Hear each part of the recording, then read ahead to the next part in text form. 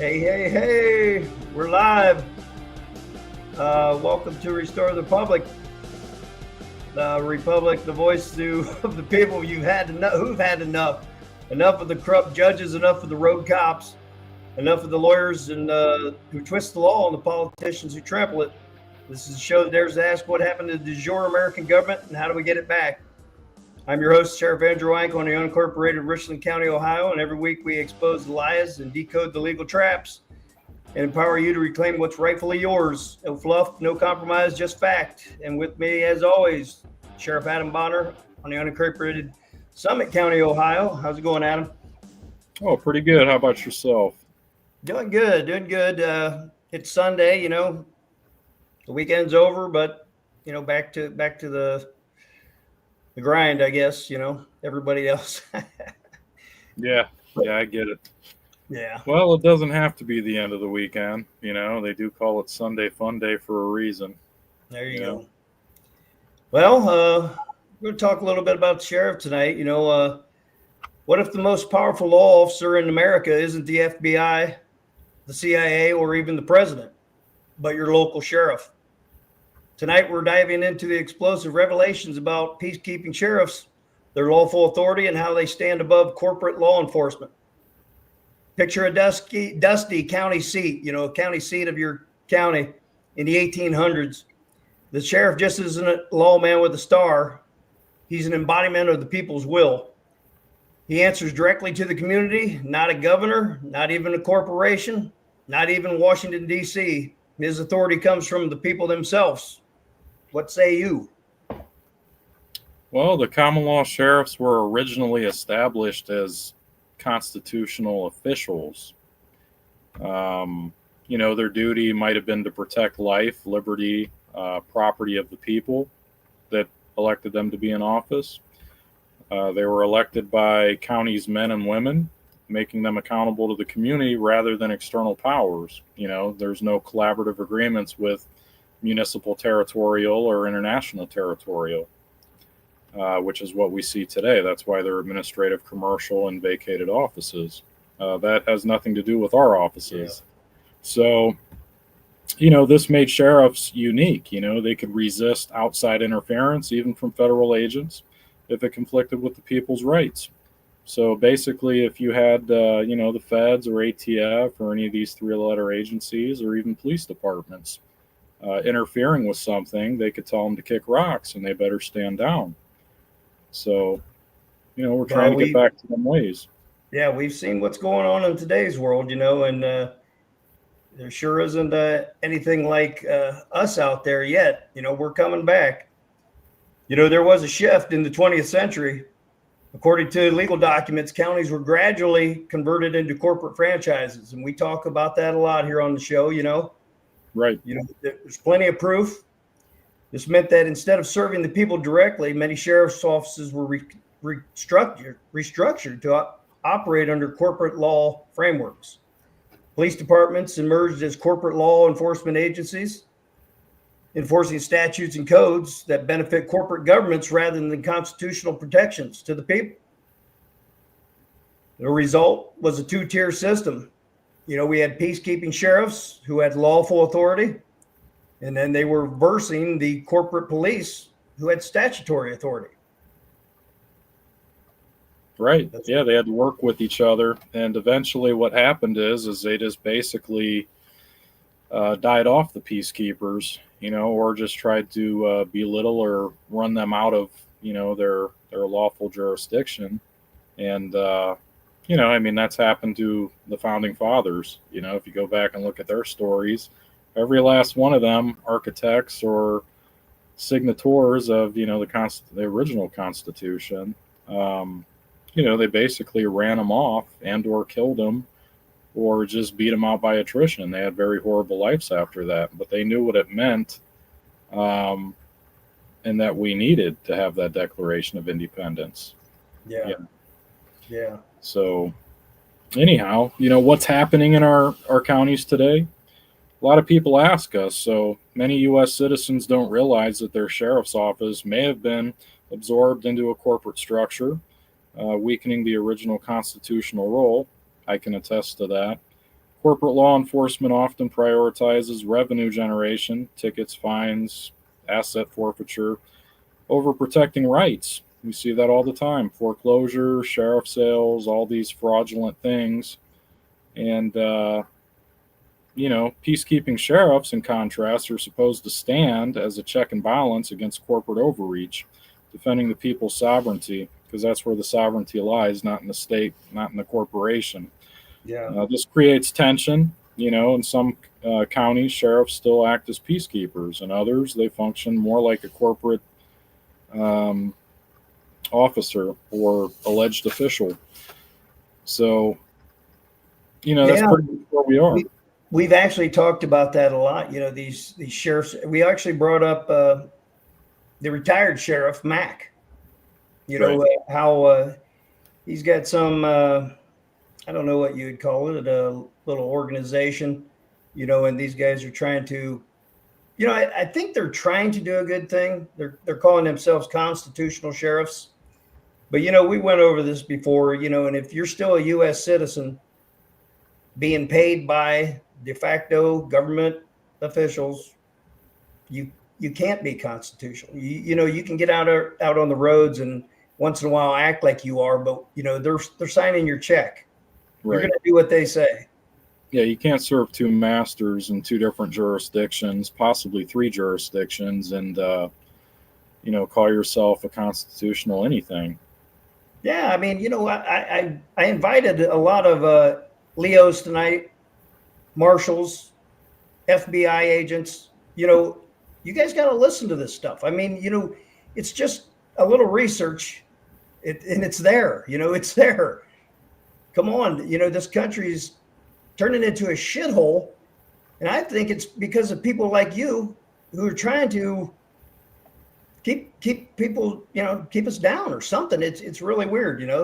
Well, there's like a whole propaganda system in place.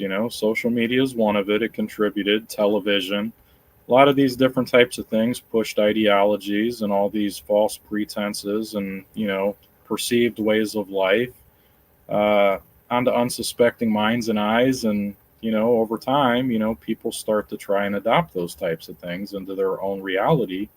And that's the thing. It's supposed to be entertainment. Well, what do we know about entertainment? You can keep people's bellies full and you can keep them, drunk and keep them entertained. They're not going to pay attention to what's going on outside of the Coliseums. Yeah. All the backdoor deals going on. Are you not entertained? Here's a couple of questions that we posed to the audience. When was the last time you saw a sheriff stand up against the federal or state overreach?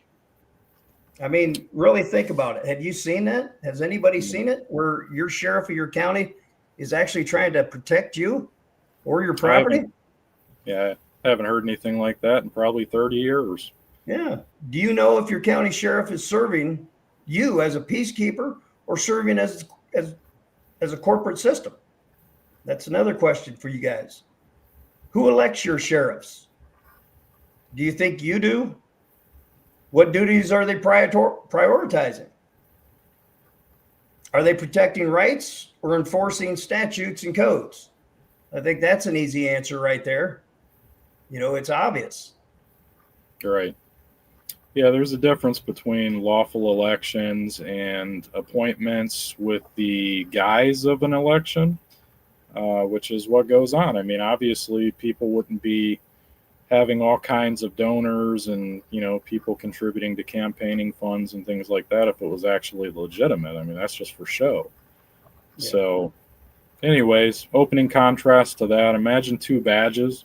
One represents a sheriff elected by the people, sworn to uphold the Constitution.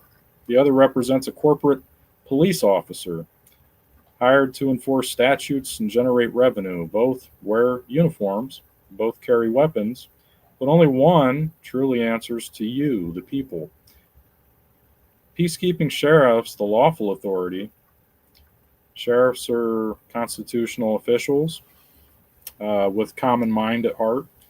It's vested in them, deriving authority directly from the people.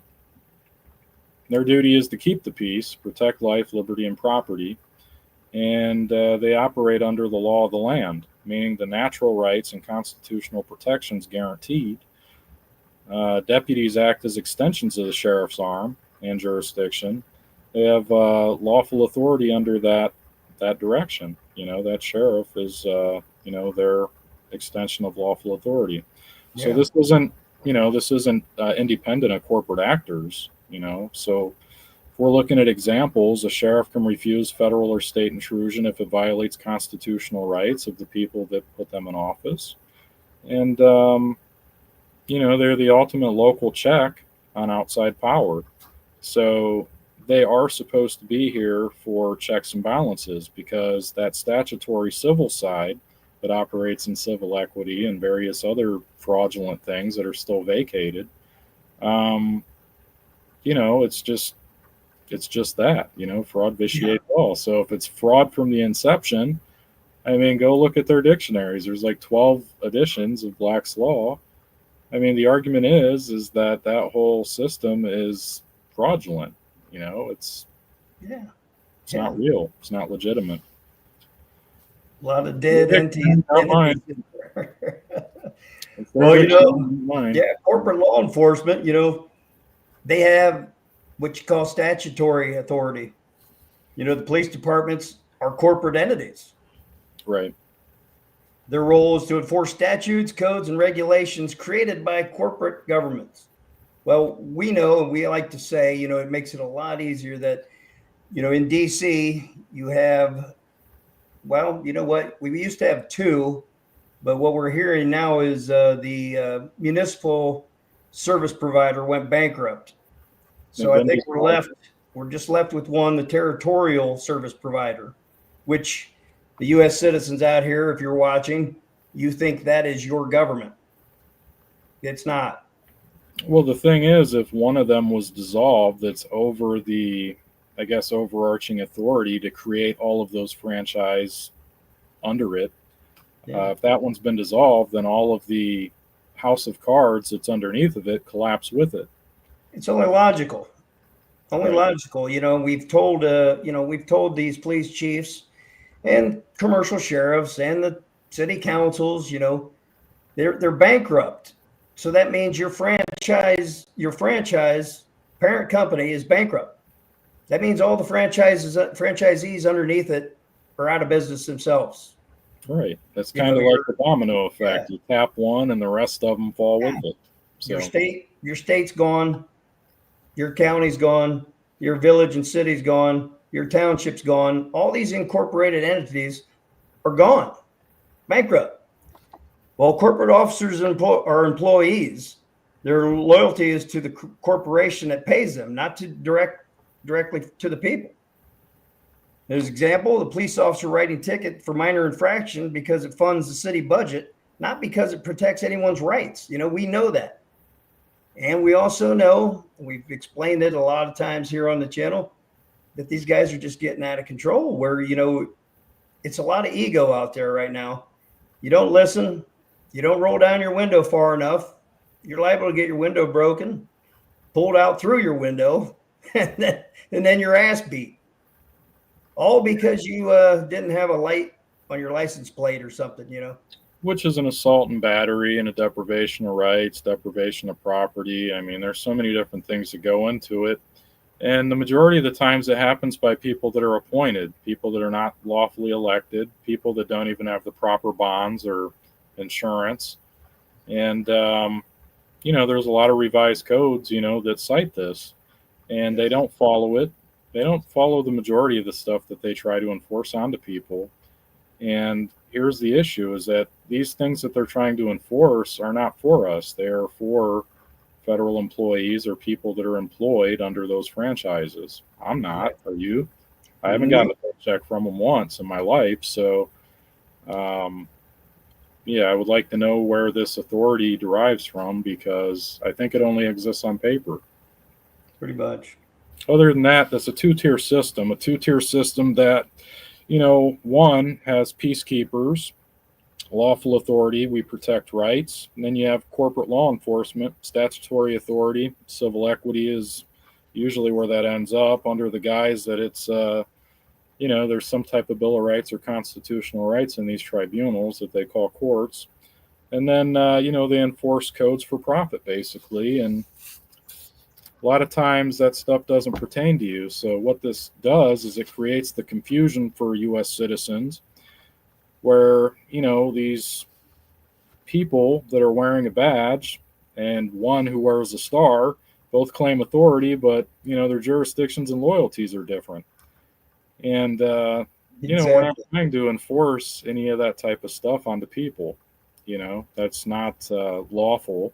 Legal is the undoing of God's law. So, I mean, again, their dictionary, not mine. And, Yeah.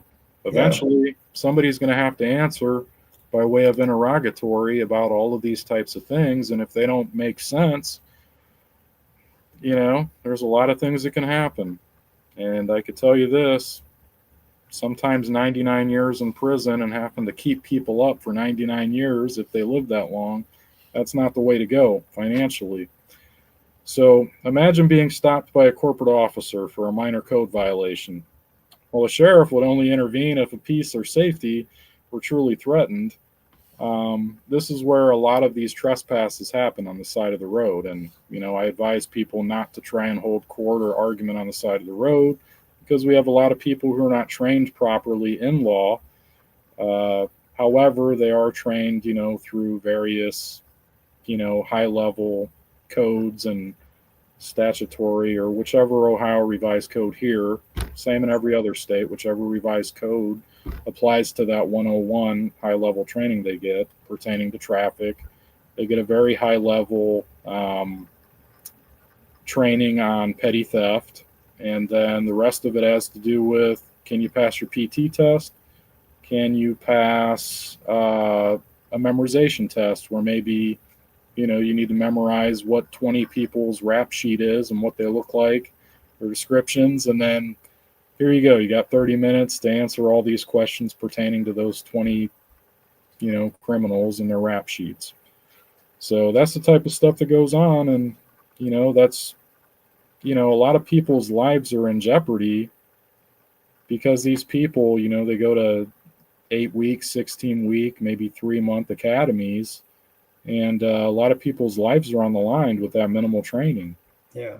Well, I agree with you, about the roadside court service. Yeah, that's what we're trying to get everybody in the audience. All the state nationals should know this already, but we're talking to U.S. citizens too.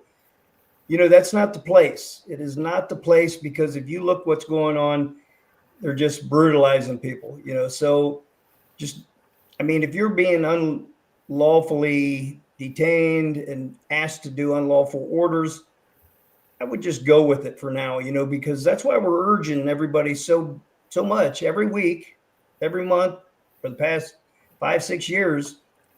We need to get you in the assembly. We need to get your political status changed back to American. Get in the assemblies. The more people that come in, the faster our courts go up. And once we get our courts up, you can let them roadside pirates do whatever they want. All you got to do is file a claim in your common law court, and that'll be the last damn time he does anything to you. That's the whole point of this. We're restoring what was there. We're going to be running in concurrent jurisdictions, but ours is superior to theirs. So that's what's going to happen.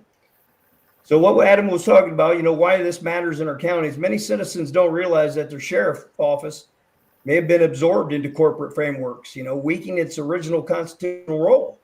A lot of people don't know that or realize that. Maybe some people don't even care. But I'll tell you what, I do. I care. The shift means fewer sheriffs act as true peacekeepers, and the more they act like corporate officers. The result, communities lose their local guardians of liberty, replaced by corporate enforcers. Do you feel like you're a sheriff or police by a corporation? That's a question that you need to answer for yourself. Who has greater authority, the sheriff elected by you or the police officer hired by a corporation? Another good one. If your rights were threatened, who would you trust to stand up for you? Would it be a commercial sheriff, commercial law enforcement, or a peacekeeper that knows your rights, is here to protect you and protect your rights?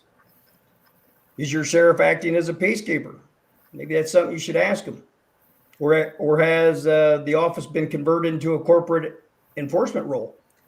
The difference between a peacekeeping sheriff and a corporate officer isn't just technical. It's the difference between liberty and control, basically. We all know this. Picture a courtroom filled with attorneys, judges, and corporate officers. The moment a sheriff walks in, the atmosphere changes. Why? Because the sheriff doesn't represent a corporation or a statute. He represents the people, the Constitution, and the law of the land. You can even feel that. You can see it. And that's what we need to get back to. Right. Well, I mean, there is one caveat. It's a coroner.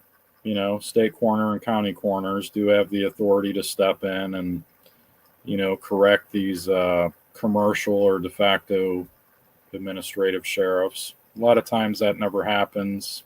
I haven't heard of it happening in many, many, many moons. Moons. And it didn't happen here in Ohio. So anyhow, we're always on here talking about the three jurisdictions. We often explain that law operates across three jurisdictions: the land being common law, constitutional rights, natural protections; the air is ecclesiastical or spiritual law; and then the sea, the law of the sea, international sea jurisdiction, admiralty, maritime law, tied to commerce and corporate statutes.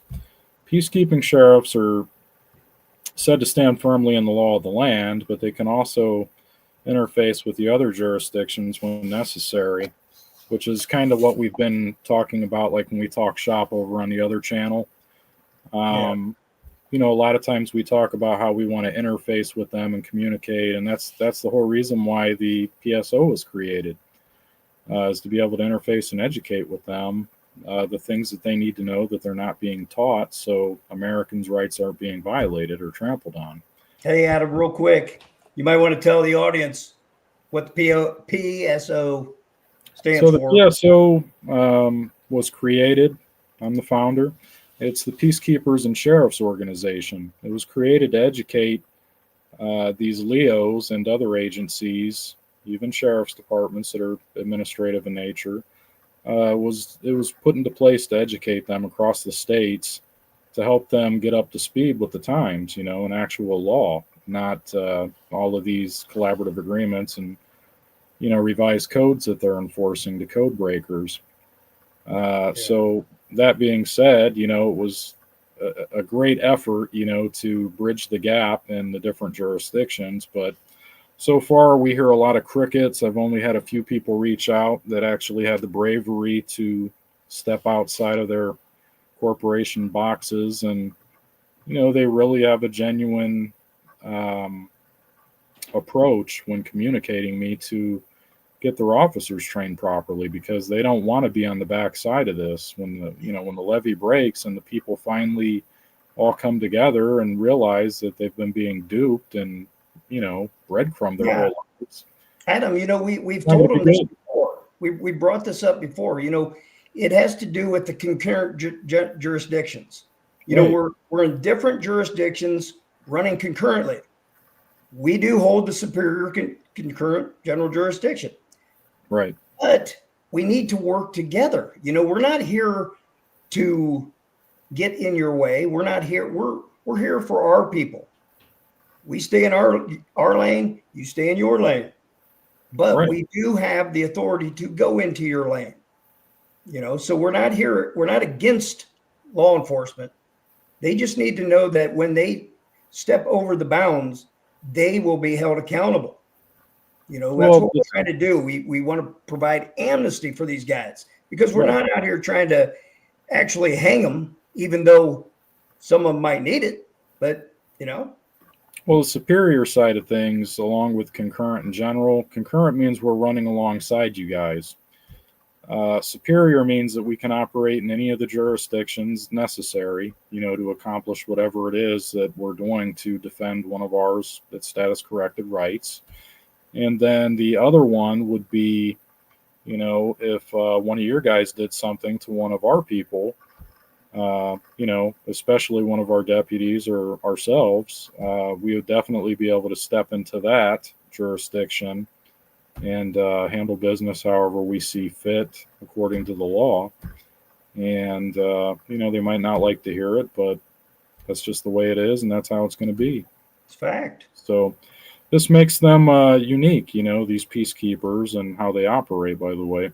So they're not confirmed or corporate, statute enforcement, but we can assert lawful authority even when corporate or maritime law tries to intrude. And so that's what we were just talking about. Yeah. Well, what I want to talk about is what I just brought up, the sheriff's superior authority. Our authority. Sheriffs are elected by the people, not appointed by corporations or federal agencies. Their lawful authority is higher than the corporate police, even higher than the federal agents when operating inside of our county. A sheriff can refuse to allow federal agencies to seize property if it violates constitutional protections. This authority comes from the sheriff's role as guardian of the peace, not as the enforcer of statutes. We talk about, a lot of times how the sheriff, the soil jurisdiction sheriff, has the highest authority in his county, bar none. Governor cannot tell him what to do in his county. The president can't tell him to do what to do in his county. He only listens to the people that are Americans, and that's just the way it is. Right. Sort of. So if there's an agency or a department or, its staff that are acting out of line and the people come to us and there's enough complaints, personally, I operate off one complaint. But if I get dozens and dozens or hundreds, then, people are getting dealt with. It's just the way it's going to be. They entrusted me through my election to do the job, and these other people might not like it, but they might not even recognize it. Don't really care. If I show up and you're acting like you don't know, we've been doing this 5 years. So, hey, we said affirmations to the people who elected us that we know what we're doing, how to do it, and what we got to follow, Right. Well, just in case people didn't know, Sheriff Andrew and myself were both elected within 3 months of each other. So we've been at this for quite some time, and, we've learned this very well. And there's not really much debating between us when it comes to this stuff. Our heads are focused on the same things, and it's significant, to bring this to the people's attention. So it is. Hey, and I also like, a lot of people always ask me, well, what if these people come at you, or what if the FBI wants to talk to you? I always say I welcome them, because I'll tell you what, me and Sheriff Bonner have nothing to hide. What we do is lawful, peaceful, and we'll talk to anybody. I love it. I love talking to these guys, because we got to get along. I want to get along with them, but they just got to know where we stand, and that we do have the authority to do what we're doing. Yeah, if they're doing their job and, they're not interfering or trying to hinder me in what I'm doing or how I'm doing it, which they have no authority to do in the first place, I don't have a problem. I can talk with anybody, and I've always had an open door policy, even when I was in the service. So if you are not coming and talking to me face to face and I'm hearing negative things, there's something going on there, and the chances are that's for a reason, to make somebody appear a certain way. So, and that works the same way in life. People shouldn't be gossiping. If you got something to say, come say it to my face. Let's communicate like grown folks and handle whatever it is. And if it can't be handled, well, there's other ways to handle it too. It doesn't have to be this going around smear campaigning nonsense. That's just ridiculous to me. I don't know. I'm up here, doing all of these things. You're going to have to meet me at my level. I'm not going down to meet somebody in that, that level. That's ridiculous. So anyhow, what we're talking about, why this matters in our counties, is many men and women don't realize that their sheriff has the potential to stand above corporate law enforcement. Most choose not to because of, incentive programs or collaborative agreements where they get kickbacks. I know Title 4D pays a lot of, kickbacks and incentives to the, de facto sheriffs that actually enforce all of those revised codes pertaining to that type of stuff. So if sheriffs reclaim their peacekeeping role, meaning they would have to be status corrected and, get rid of all those agreements and just anything to do with that particular system, then they can act as a shield against corporate overreach. So that's another thing that we educate on. But if they operate as corporate officers, they lose the superior jurisdiction and become just another enforcer of statutes, acts, and codes. So something that you might want to ask is, would your sheriff stand up to protect your rights if federal or corporate officers came knocking? That's a good one. Yeah. Who holds the highest authority in your county? The sheriff you elected or the corporate police officer hired by a city contract? If the Constitution is the supreme law of the land, shouldn't your sheriff be its guardian? Jurisdiction isn't just a legal term. It's a battlefield where liberty is won, not won or lost, basically. Yeah. So the sheriff's star was once a symbol of unshakable authority, in your counties. And I'm talking about the silver one, not the gold one. So the peacekeeper has been turned into a corporate officer. Most citizens don't even realize it. And it has a lot to do with, public education systems, indoctrination, coercive control tactics, putting people in fear, instilling fear into them.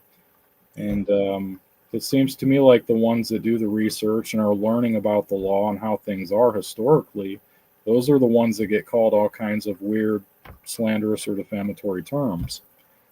So we need to start correcting that because we know that we've already rebutted, the whole pejorative of, sovereign citizenship and, all those other non-existent things. Yeah, hey, Adam, I think Larry is asking in the chat. I think he's asking, do you guys insurance statute? I think he's asking if we're insured. I'm not sure. But no, Larry, we're not insured. We have an indemnity bond that's put on us that, for our position. We are indemnified. Right. But anyways, the corporate conversion.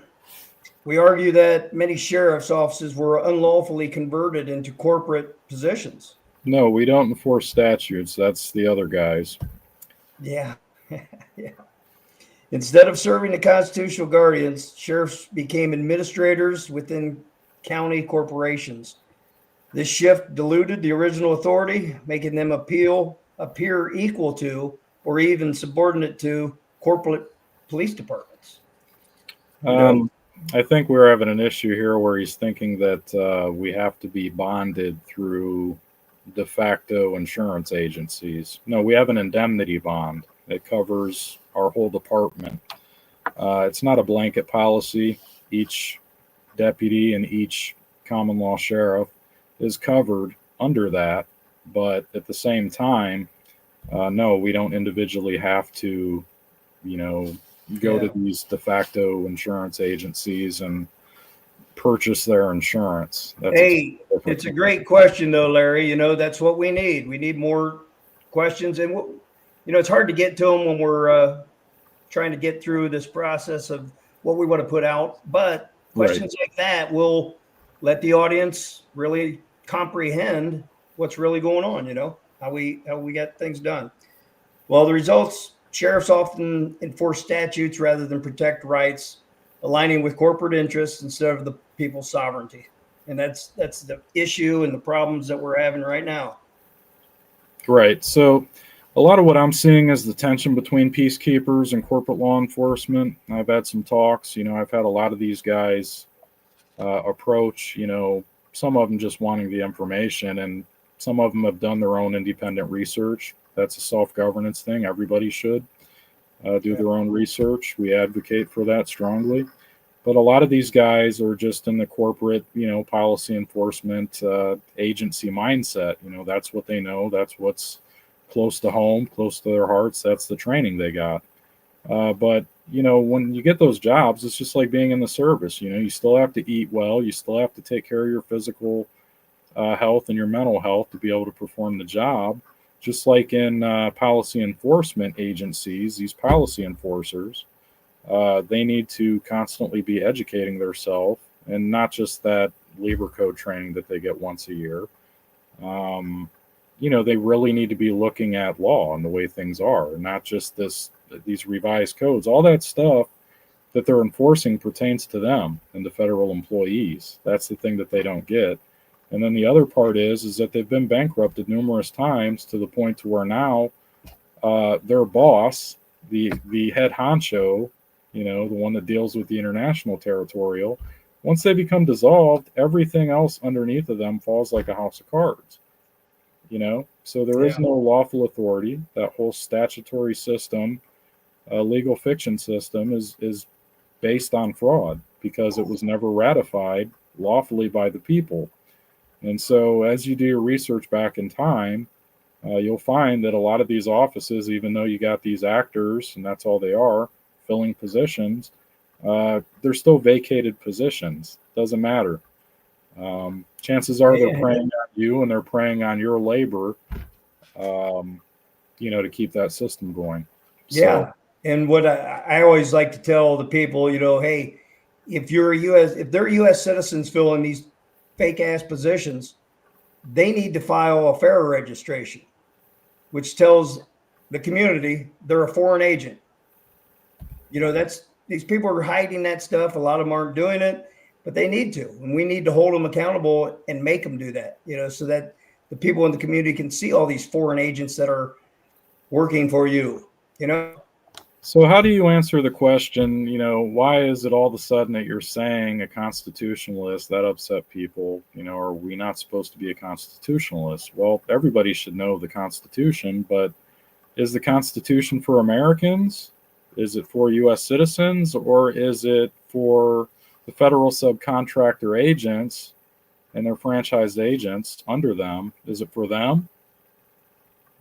That's know your constitutional right, or whatever is guaranteed and protected that they swore to uphold and defend, but that's not for you. That's for the subcontractors.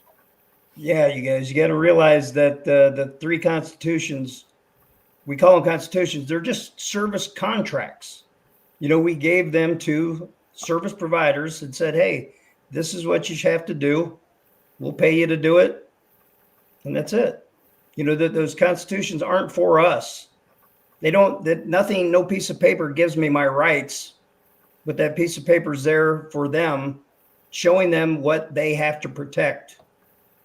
Well, the Creator gives me my rights, so that's kind of where I'm going with that. And as you do your research, you'll go back to that eventually, and you'll stumble onto it, and that's kind of what we're getting to. Yeah. But anyhow, in counties where a sheriff still acts as a peacekeeper, they often clash with corporate law enforcement, policy enforcement. So an example of that would be a sheriff refusing to allow federal agents to seize property without constitutional authority, meaning that if there's been a deprivation of rights or an emolument violation because they're not following their statutory stuff, which the majority of the time they skip many steps. I've seen it a million times. But in many places, sheriffs have been pressured to playing along with corporate systems, weakening their ability to resist all those kickbacks and incentives that they get. So this tension creates confusion for citizens, U.S. or other. Is their sheriff a true peacekeeper, or just another corporate officer? So that's kind of why we come on here and we do this, is to educate people. We're not in that same basket. They're over there in that statutory side, and we're over here running concurrently alongside them. Exactly. Why does this matter in our counties? Citizens are often assume their sheriff is still the highest authority, but in reality, many sheriffs have been absorbed into corporate frameworks. That's what we've been talking about. Right. They know it. they're getting paid probably by some special interest groups, I would imagine, definitely by councils and boardsmen to do what they think needs to be done, not by the people. This means fewer sheriffs act as guardians of liberty and more as corporate enforcers. The danger, communities lose their local shield against federal and corporate overreach. If your sheriff's been converted into a corporate officer, who's left to protect your rights? Would your sheriff risk his career or defend your constitutional rights? It's a hell of a question. Has your county government quietly turned your sheriff into a corporate administrator? Well, I encourage the listeners to investigate. This is what you got to do. This is what we should be doing, everybody. Look at your county records, get down into your city buildings. Look at some of these records. Look at what they're doing. Look at what they're trying to pass and push through. Ask your sheriff directly about his role. Find out whether he sees themselves as a peacekeeper or a corporate officer. And you can all do this in good faith. You're not picking on him or trying to piss him off. Find out what he thinks, Right. him or her. The modern sheriff stands at the crossroads. They serve the people as a peacekeeper or serve the corporation as an officer. At the end of the day, the sheriff's authority doesn't come from Washington. It doesn't come from a corporate charter. It comes from you, the people, and that's the most powerful truth hidden in plain sight. Right. So sheriffs as elected guardians, sheriffs are elected by the people, not appointed by corporate boards or federal agencies, as we've been talking about. So, this means that their legitimacy flows directly from the community, not from, say, a former prosecutor who pays for campaign funds or, maybe a medical clinic who has a lot of high dollar doctors who contribute towards, a certain agenda that they want pushed. Those are types of things that happen all the time and people don't think about it. I'm sure, people might ponder the idea from time to time, but, maybe not that in depth. So unlike corporate police, we're employees, who are employees of a city or county corporation. Sheriffs are accountable to the voters. I mean, you would like to believe that, right? So we emphasize that this makes sheriffs the highest lawful authority in the county because they answer to the people, not a corporation. Reclaiming the peacekeeper's role. Many sheriffs have been pressured into corporate frameworks, but communities can demand they return their original roles as peacekeepers. The problem with that is that I don't think citizens have that right. However, status-corrected Americans do. They can apply pressure just like that, and then it would be up to that commercial, administrative, de facto, whatever other terminology you want to throw at the title. You could throw that pressure at them basically, and then they would have to go get status corrected, and they would have to come over here to the land and soil. And then they would have to declare that, to all of the de facto defunct powers that be with their perceived authority, and let them know that, their parade's about to get rained on because they're not pushing their legal fiction stuff anymore. Yeah. So, citizens can hold sheriffs accountable through elections. They can ask direct questions, whether they serve the Constitution or corporate statutes. They can support sheriffs who resist corporate overreach. And this is how people can reclaim their shield, by insisting that their sheriff act as a peacekeeper and not a corporate officer. So get busy, putting your notices out. If that don't work, then start getting your elections and, get your status corrections and your county stuff going, your county assemblies, and, make it happen. It's not rocket science. I mean, they would like you to think that, but yeah.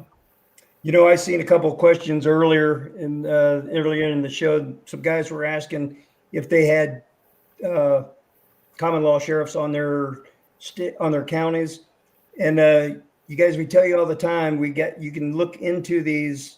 They're going across the board. pktfnews.org, claimyourinheritance.info, standup.land. They all got great information. You can go to a site called TASA, TASA.AmericanStateNationals.org, and you can find this stuff out on your own. It's easy research.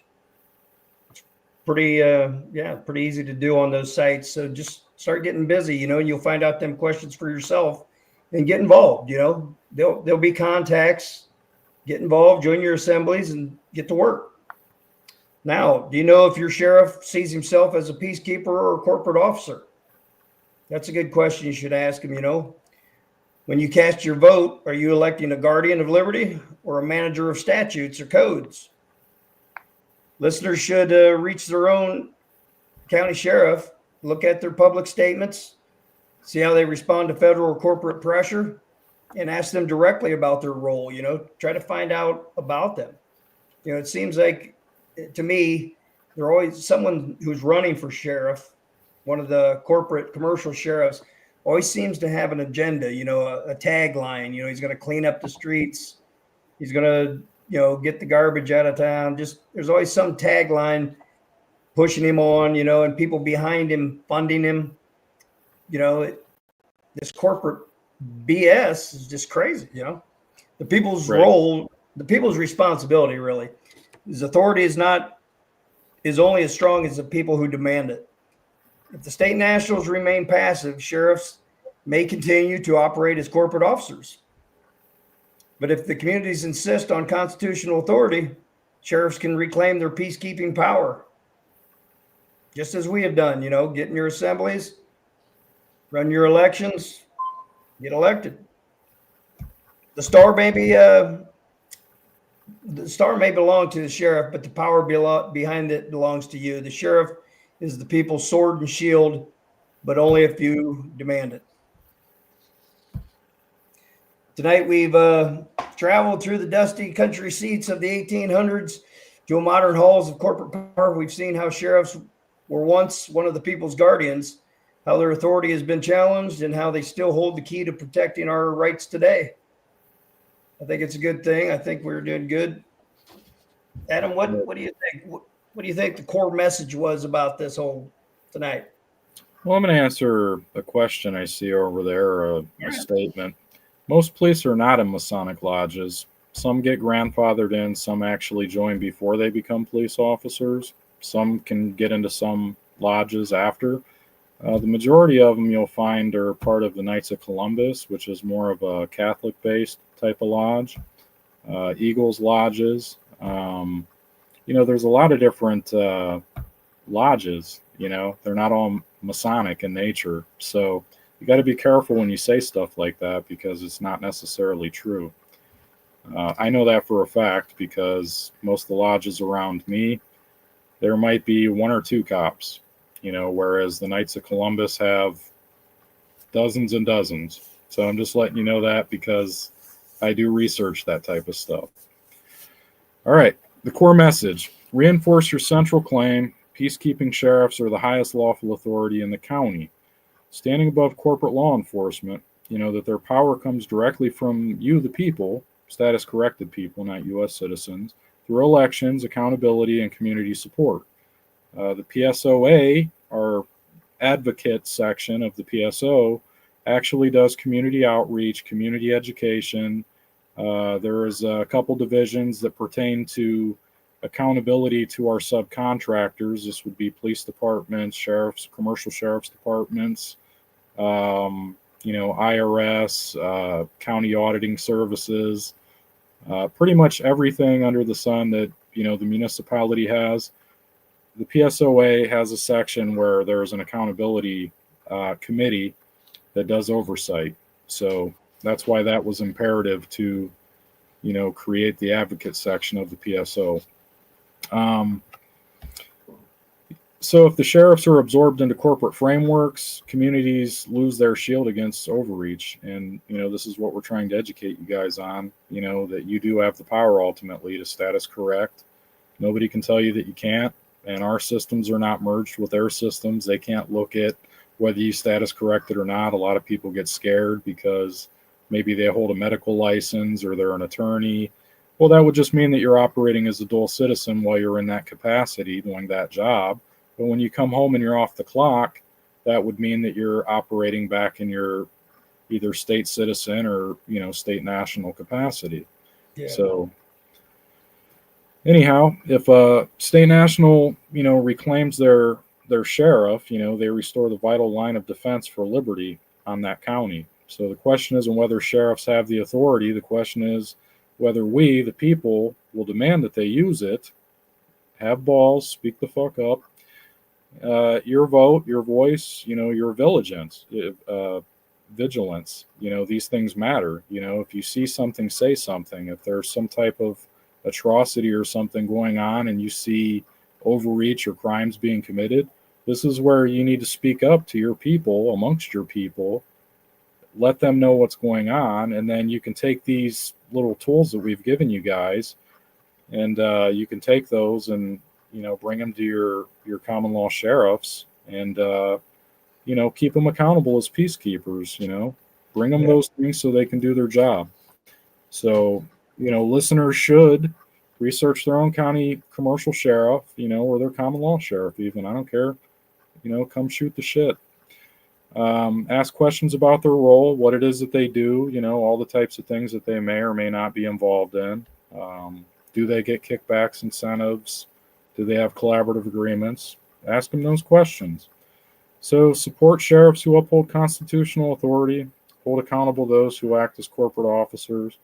And then when the next challenge comes to your county, will your sheriff stand with you?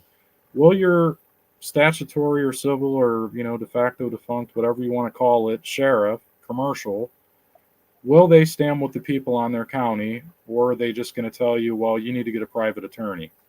Because that's the wrong answer. And if any commercial sheriff tells you that, fill in the puzzle there. So, or are they going to stand with their corporation? So will you recognize the star as a symbol of liberty or just another logo of control? The star of a peacekeeper isn't just a medal. Mine's silver. Costs a lot of money. It's not just a piece of metal. It's a shield of the people, and it shines only as brightly as the people demand it to. So other than that, sorry, fumbled through that last little bit. Got text messages coming in, and don't really like the way my holster's sitting today. Well, you know what? Hey, you talked about what was you talking about? Our contract, our service providers a little bit ago, and you know what? There is some news coming out. I think the American government might be having a new service provider instead of these foreign British Crown provider. I think we're going to be having a new one here soon. We're going to look into it more, and hopefully get back to you people with that, because it sounds very interesting from what we're hearing. Don't you think? Well, I mean, we know that there's the council that runs the country currently. It's not Trump. It's not, the people in the corporation or the actors, there in DC. There's actually a council. They call themselves the council, who's running everything. It's not so much the papists or the Roman Curia or the, that's all pretty much been dissolved and out the window. And, Vatican City and London City, these city states that, were a part of the corporations that used to run us, they've all been dissolved and defunct. And, there's a lot of proof out there. I mean, I would like to see some of these so-called detectives, do some detective work, and if I can access this stuff with limited resources, I mean, I don't know, maybe some of the training I have is far more superior on how you do research, but it's really not that difficult. You guys have all types of databases and things like that you can search, and chances are you're going to have to go outside of that. You're going to have to go outside of your Maltego and your Pacer, and because that's not going to have the information you want. Maltego is a very great resource, but it's not going to find a lot of the types of stuff that you need to find. You're going to have to go to libraries of Congress. You're going to have to look at treaties. You're going to have to, it's a lot like gravity. It's a lot well, of gravity. Nobody wants to deal with it, the pain of it, but shit. well, it's been a good one. It's been a good one. Very informative. I'm glad for everybody showing up. Hey, remember the banner of the PKTF News, Claim Your Inheritance and Stand Up. You guys, check them out, get involved. And I just wanted to say that we do have a Cash App. If you want to donate, it's APC, $APC 140. And thank you to everybody that has been donating. We appreciate it. Keep the channel alive.